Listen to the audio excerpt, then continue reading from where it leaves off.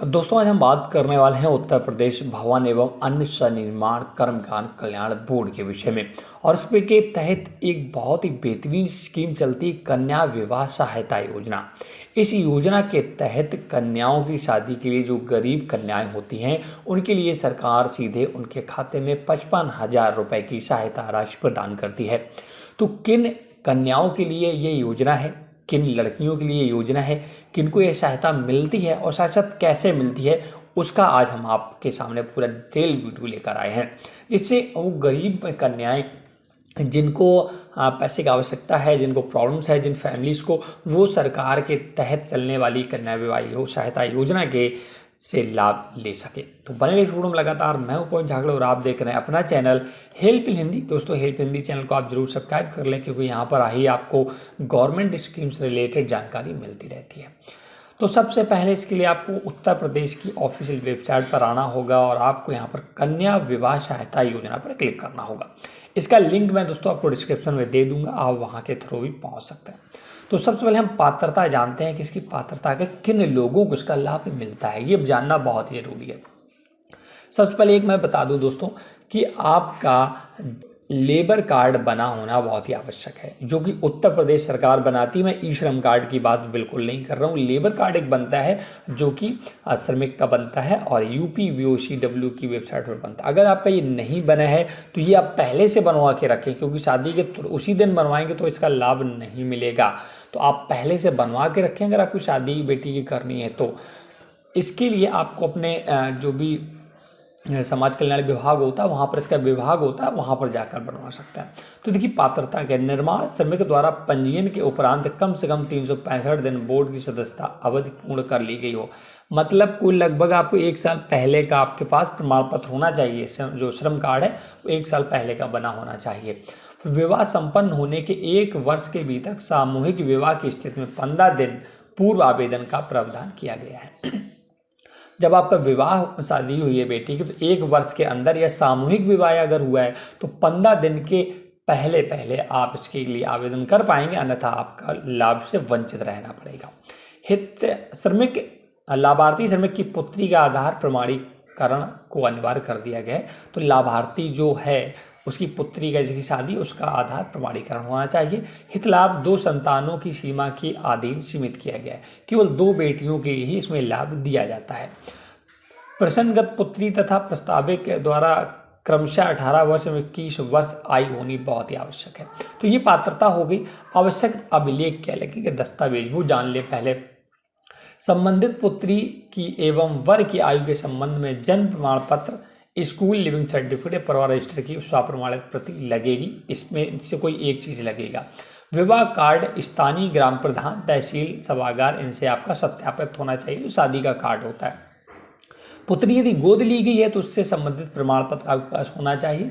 लाभार्थी पंजीकृत श्रमिक के कुटुंब रजिस्टर्ड या राशन कार्ड अथवा इसके समतुल्य अभिलेख की स्वप्रमाणित प्रति, या तो आप कुटुंब रजिस्टर निकलवा लें या राशन कार्ड से काम चल जाएगा। विवाह होने संबंधी वर वधु का फोटोग्राफ जो कि श्रमिक द्वारा प्रमाणित हो। वर वधु दोनों का आपका विवाह होने संबंधी जो फोटो खींची जाती है उसका एक फोटोग्राफ लगेगा।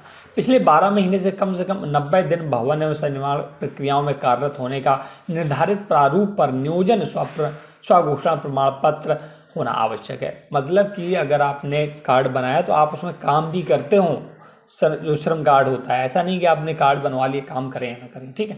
पंजीकृत श्रमिक द्वारा राज्य अथवा केंद्र सरकार के अधीन संचालित समान प्रकार की योजनाओं से लाभ प्राप्त न होने का भी स्वप्रमाण, ये भी आपको स्वप्रमाण देना पड़ेगा कि आपने कहीं अन्य से इसका लाभ नहीं लिया है। तो ये तो होगी पात्रता आवश्यक दस्तावेज की बात। अब बात करते हैं देहित लाभ, कितना लाभ मिलेगा। इसके लिए देखिए पंजीकृत निर्माण श्रमिक को समस्त अर्हताओं की पूर्ति की स्थिति में उसकी पुत्री अथवा पंजीकृत निर्माण महिला श्रमिक के स्वयं के विवाह हेतु ₹55,000 रुपये की धनराशि बोर्ड द्वारा आर्थिक सहायता के रूप में प्रदान की जाएगी तथा अंतर जाति विवाह हेतु 61,000 रुपये की धनराशि आर्थिक सहायता के रूप में प्रदान की जाएगी। अंतर जाति का मतलब जो एक ही जात के लोग ना हो। सामूहिक विवाह की स्थिति में न्यूनतम 11 जोड़ों के विवाह एक साथ एक स्थल पर आयोजित होने की दशा में पुत्री विवाह हेतु 65,000 रुपये और कि धनराशि बोर्ड द्वारा आर्थिक सहायता के रूप में प्रदान की जाएगी। सामूहिक विवाह आयोजन के होने वाले व्यय हेतु 7,000 रुपये प्रति जोड़े की दर से भुगतान बोर्ड द्वारा आयोजन करता हुआ किया जाएगा। उक्त के अतिरिक्त वर एवं वधू की पोशाक क्रय हेतु 5,000 रुपये प्रत्येक की दर से धनराशि सामग्री प्रदान की जाएगी। तो ये देखिएगा, दो प्रकार के यहाँ विवाहों की बात की गई है। एक तो जो घर पे होता है तो उसमें आपको 55,000 रुपये मिलेंगे, ठीक है। वहीं अगर अंतर्जातीय विवाह करते हो तो 61,000। लेकिन अगर आप समूह में विवाह करते हो, समूह की शादियाँ होती है, उसमें कम से कम 11 जोड़े होने चाहिए, तो वहाँ पर आपको 65,000 रुपये एक मुश्त, साथ साथ 7,000 रुपये जो वहाँ पे खर्चा आएगा उसका, और 5,000 रुपये आपकी पोशाक मतलब कपड़े खरीदने के लिए भी दिए जाते हैं। तो 7-5 12,000 रुपये ये हो गए, और 65,000 वो हो गए, तो 65-12 आपका 77,000 रुपये लगभग आपको मिलता है जब आप समूह में शादी करते हैं। और सिंगल करते हैं तो 55,000, इसका ध्यान रखें। और भी देखिए, पंजीकृत महिला श्रमिकों के स्वयं के विवाह की दशा में भी उपरोक्त अनुसार हित लाभ की धनराशि इस शर्त है के साथ दे होगी कि उसके पिता माता द्वारा इस मद में धनराशि प्राप्त ना की गई हो। अगर महिला लड़की खुद आवेदन करती है तो केवल लड़की ही कर सकती है, ऐसा नहीं कि माता पिता अलग कर दें और लड़की अलग कर दें, इसका ध्यान रखें। तो ये तो बहुत इंपॉर्टेंट चीज़ थी, इससे सारे कन्फ्यूजन दूर हो गए आपके। कौन आवेदन कर पाएगा, दस्तावेज क्या लगेगा, लाभ क्या मिलेगा। अब आवेदन कैसे करना है, तो आवेदन के लिए दोस्तों आपको CSC का सहारा लेना पड़ेगा। जन सेवा के अंदर जाना होगा और उनसे आप बोलिएगा कैसे आवेदन होगा। मैं बता देता हूँ कैसे आवेदन होता है, मेरे पास CSC की ID ऑलरेडी है, तो मैं लॉगिन कर लेता हूँ। CSC जब आप सेंटर जाएँ तो उनके पास ऐसा डैशबोर्ड दिखेगा, आप ये खुद से नहीं करवाएंगे। योजना का नाम चुनने पर आपको नीचे आना है, वो आएगा और कन्या विवाह योजना सेलेक्ट कर देगा और आपको सर्च पर क्लिक करना होगा। तो यहाँ पर भी देखिए सारी पात्रता दी गई है, कन्या विवाह सहायता योजना के लिए पात्रता दी गई, आप यहाँ से भी पढ़ सकते हैं। इस पर क्लिक करके प्रोसीड पर क्लिक करेंगे। कि पंजीयन संख्या, तुरंत ही श्रमिक की पंजीयन संख्या पहले मांगी जाती है, तो आपको श्रमिक जो कार्ड बना है उसमें पंजीयन संख्या होती है, वो डालकर 100 पर क्लिक करना है। जैसे आप 100 पर क्लिक करेंगे तो श्रमिक की पंजीयन संख्या, तो उसका फोटो वगैरह डिटेल उसकी सारी आ जाएगी, उसके नाम वगैरह सब पहले से ही भरा होगा। और आपको थोड़ा सा नीचे आना होगा, जो चीज़ें नहीं भरी वो भरनी होगी। मैंने यहाँ पर काफ़ी चीज़ें हाइड कर रखी हैं, अब मैं आपको नीचे दिखाता हूँ। कुछ चीज़ें मैंने हाइड कर रखी हैं क्योंकि वो मैं नहीं दिखा सकता हूँ। यहाँ पर ये चीज़ें आपको सिर्फ भरनी होंगी और आगे अब बहुत चीज़ें भरनी होती हैं। तो यहाँ पर देखिए आपको व्यू फैमिली, आप देख सकते हैं कौन कौन फैमिली है वो यहाँ पर देख सकते हैं। ऐड भी फैमिली का नाम कर सकते हैं। स्वयं या पुत्री, कौन आवेदन कर रहा है उसका यहाँ पर आपको सिलेक्शन करना होता है, स्वयं कर रहे हैं या पुत्री कर रही है। मोबाइल नंबर पहले से पंजीकृत है तो वो डला होगा। विवाह की तिथि, किस दिन में विवाह हुआ है वो डलना होगा। और क्या अगर गोद ली गई है तो हाँ करेंगे तो आपको पंजीकरण देना होगा, अगर नहीं तो गोद नहीं ली गई तो नहीं पर क्लिक करें। विवाह का प्रकार आप चुने पर क्लिक करें, अंतर्जातीय है या स्वजातीय है। इसके बाद वर की जन्मतिथि, जो लड़का है उसकी जन्मतिथि डालनी होगी। और घोषणा पत्र पर क्लिक करके आपको नीचे आना है।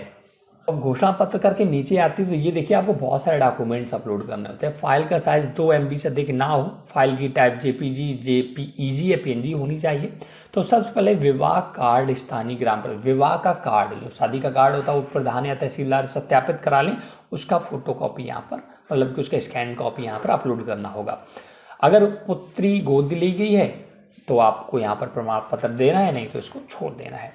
लाभार्थी पंजीकृत श्रमिक के कुटुंब रजिस्टर, मतलब यहाँ पर राशन कार्ड को अपने अपलोड कर देना है। विवाह होने संबंधी का एक फोटोग्राफ, दोनों का मतलब वर और वधू का फोटोग्राफ यहाँ पर अपलोड करना होगा। पिछले 12 महीने में कम से कम 90 दिन का जो आपने कार्य किया है उसका स्वघोषणा पत्र भी आपको यहाँ पर देना होगा।